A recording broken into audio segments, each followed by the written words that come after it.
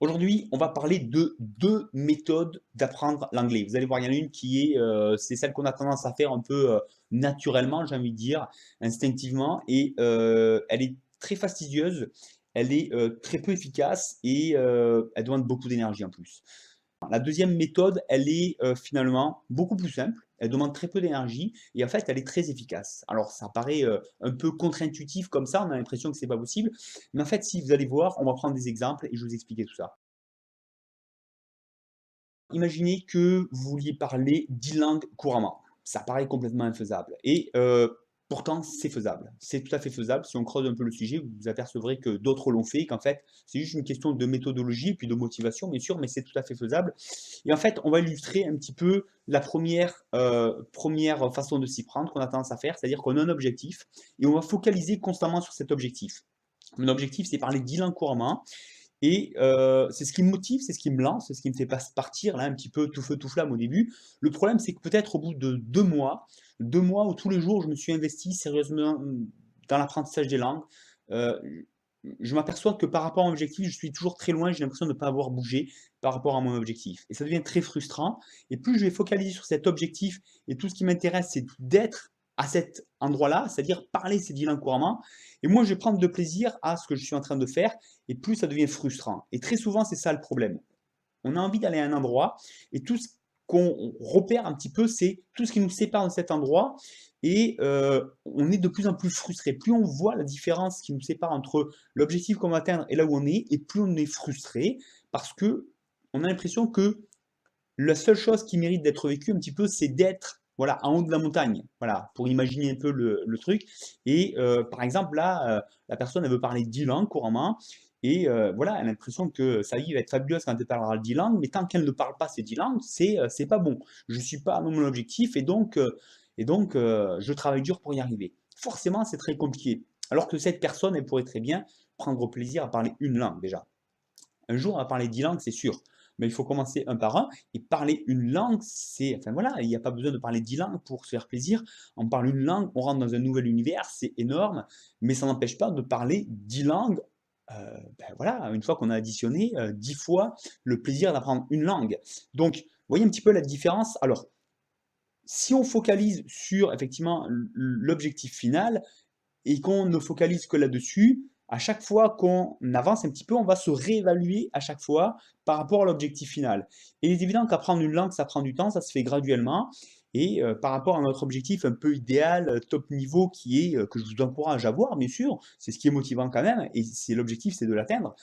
En attendant, si on s'estime, on s'évalue tous les jours par rapport à ça, ça devient très frustrant, d'autant qu'on a une très mauvaise manie qui est, je pense aussi, grandement donnée par notre système éducatif, qui est qu'on va toujours s'évaluer, s'auto-évaluer sur ce qu'on ne sait pas et sur nos erreurs. Et quand on apprend une langue, enfin bon, voilà, si on veut être honnête, on regarde comment on parle. Je suis sûr que si je réécoute ma propre vidéo que je suis en train de faire et que j'essaye enfin, que j'écoute attentivement, je suis sûr que grammaticalement, il y a des choses qui sont pas très correctes. Alors que c'est ma langue que j'apprends déjà couramment, vous imaginez. Donc apprendre une langue étrangère, il faut être réaliste. On n'est pas, enfin voilà, c'est pas la question, c'est pas l'erreur que j'ai faite, c'est pas les erreurs que j'ai faites, ce que je ne sais pas encore. Même avec un très bon niveau, il y aura toujours cette problématique. Et si je commence à focaliser là-dessus, je m'en sortirai pas. Même avec un très bon niveau, je serai toujours en train de voir. C'est bien de voir ses erreurs pour se corriger, mais il ne faut pas focaliser là-dessus. Vous voyez ce que je veux dire? C'est pas l'objectif.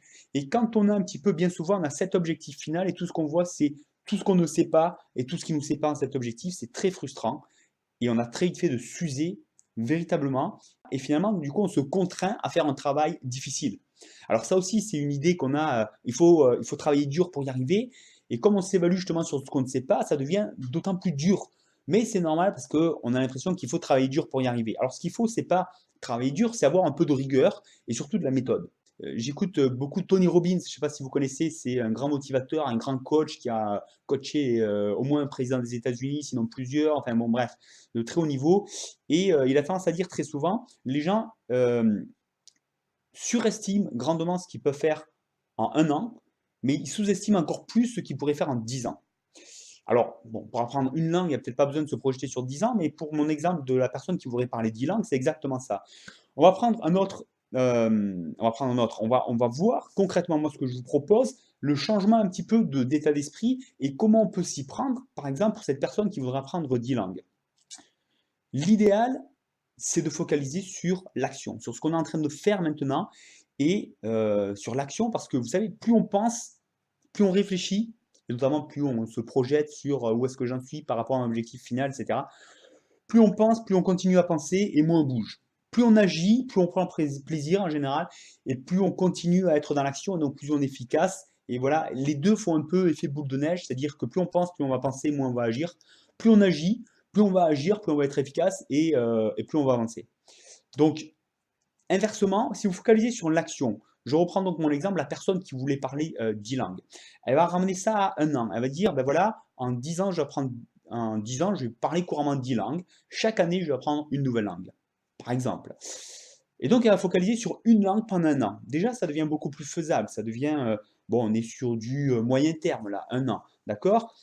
Pendant 1 an, elle va prendre plaisir à apprendre une nouvelle langue. Mieux encore, elle va revenir à pendant 1 mois, 2 mois, elle va prendre plaisir à découvrir cette nouvelle langue que peut-être elle ne connaît pas du tout. Elle va dire pendant 1 mois ou 2 mois, je vais vraiment découvrir toute la langue, commencer à me familiariser avec les tenants et les aboutissants, et elle va prendre plaisir à chaque fois de découvrir de nouvelles choses dans la langue. Elle sait qu'elle en est à la première période, la période plus ou moins découverte, et donc elle va prendre plaisir à cette phase découverte. Mais elle va être toujours dans l'action, et ce qu'elle va regarder, c'est plus son objectif final, il est posé, elle le connaît, c'est bon, mais elle va focaliser sur aujourd'hui ce qu'elle fait, aujourd'hui ce qu'elle découvre, aujourd'hui ce qu'elle fait pour avancer. Et ça va être gratifiant parce qu'on se voit avancer. Ça va être intéressant parce qu'on est dans l'action et on focalise sur l'action maintenant sans venir se perturber l'esprit avec des frustrations de j'y arriverai jamais, de l'objectif il est trop loin ou des choses comme ça, mais vraiment sur ce que je suis en train de faire maintenant. Et à chaque fois qu'on découvre, qu'on pratique quoi que ce soit une langue, que ce soit autre chose, c'est toujours très gratifiant. Il faut se laisser prendre au jeu et c'est très gratifiant. Et donc, ben voilà, tous les jours, elle va focaliser sur ce qu'elle fait, elle va se voir avancer, elle va prendre plaisir. Moi, ce que je vous propose, en fait, c'est d'avoir, pour vous simplifier encore plus la donne, c'est bien d'avoir une méthode précise. Parce que tous les jours, le problème, c'est que tous les jours, si on doit se dire, ben voilà, qu'est-ce que je vais faire aujourd'hui? Quand est-ce que je vais le faire? Aujourd'hui, maintenant, je ne le sens pas, je vais le faire un peu plus tard. Aujourd'hui, je sais pas, je vais peut-être pas faire ça, je vais peut-être faire juste ça, ou tiens, je vais prendre un nouveau livre, ou j'en sais rien. Si tous les jours on se pose toutes ces questions, vous voyez, au lieu de prendre 10 minutes par jour et d'avancer vraiment, on va prendre une demi-heure, trois quarts d'heure, 1 heure. On va pas y prendre du plaisir parce que, comme je dis, plus on pense, plus on continue à penser. Et pendant ce temps-là, on est frustré parce qu'on n'a rien fait, parce qu'il faut le faire, etc., etc. Ça devient très compliqué, très lourd. Alors que quand on sait à quel moment dans la journée on fait, sans se poser de questions, c'est que tous les jours on fait ça à tel moment, peu importe. On prend 10-15 minutes par jour, même si on ne le sent pas trop, c'est pas grave, on sait qu'on n'en a pas pour longtemps. On se laisse prendre au jeu finalement, et dès qu'on est dans l'action, qu'on sait ce qu'on fait, bah, c'est toujours un plaisir de découvrir de nouvelles choses, donc ça devient très gratifiant aussi, très plaisant. Et puis surtout, on sait exactement ce qu'on fait. Donc on n'a pas besoin de perdre du temps tous les jours à se demander ce qu'on va faire, et passer peut-être 20 minutes à se demander ce qu'on va faire, alors que là, en un quart d'heure, on aura déjà fait, on aura progressé. Ce qui est important, c'est de vraiment voir la pente qu'on a de progrès. Vous savez, peu importe où on va, si on a une pente quasi nulle, peu importe même si le niveau il est pas très loin, qu'on va atteindre, on n'y arrivera jamais. Si on a une pente qui est clairement positive, on sait qu'à chaque fois qu'on avance, on va se rapprocher de notre objectif. Et l'idée, c'est d'avoir la pente, bien sûr, la plus efficace possible. Et si on a une méthode précise qui évite de perdre du temps, de perdre enfin, de gagner en frustration et au contraire de transformer ça en plaisir, on va focaliser sur le plaisir de tout ce qu'on apprend plutôt que de la frustration de réfléchir où j'en suis par rapport à mon objectif. Tout ça, ça va permettre d'augmenter véritablement la pente et d'être beaucoup plus efficace. Pour ça, il faut une méthode précise. Il faut avoir un moment où on se décide dans la journée à le faire de manière régulière, et tout ça, on ne le remet plus en question. Ce qui fait que, comme je dis, on gagne grandement en efficacité. Vous allez voir que ça change tout. Mais tout ça, c'est vrai que il faut sortir un peu de ce côté intuitif. Vous savez, on a tendance à le faire un peu comme on le sent, et ça ne donne pas de résultat, tout ça, parce que, comme je dis, voilà, ben, plus on essaie de réfléchir à comment on le sent, et moins on avance. Plus on rame, plus c'est frustrant.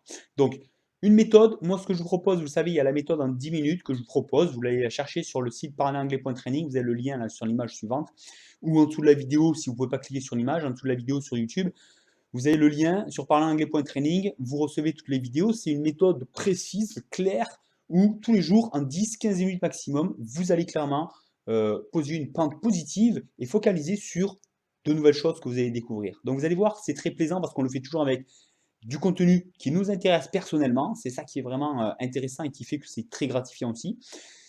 Une fois que vous avez cette méthode et que vous savez exactement comment la faire, que vous l'avez mis en place dans vos journées et que vous savez quand vous la faites, ça vous prend 10-15 minutes maximum. Et forcément, ça, c'est facile. Et si on focalise sur l'action, on devient performant et on s'enlève beaucoup de poids complètement inutile. Donc, je vous invite à l'essayer, bien entendu, à mettre en place votre propre méthode, à devenir efficace. Si vous voulez plus, bien sûr, plus d'aide, plus de facilité encore, je propose une méthode à la vente, mais ça je vous la présenterai plus tard, basée sur la méthode en 10 minutes. Ça c'est une option si vous voulez vous simplifier encore plus la donne, mais dans tous les cas, le principe c'est le même, c'est 10-15 minutes par jour, on sait ce qu'on fait, on sait quand on le fait, on focalise sur l'action et on avance tous les jours. Donc à vous de jouer, moi je vous dis à très bientôt, un petit pouce en l'air si ça vous a plu bien sûr, un petit pouce en bas si ça vous a pas plu, et puis comme ça j'évalue un petit peu ce que ça donne. Inscrivez-vous à la chaîne YouTube, comme ça on se retrouve très rapidement, et moi je vous dis bye bye, talk to you soon.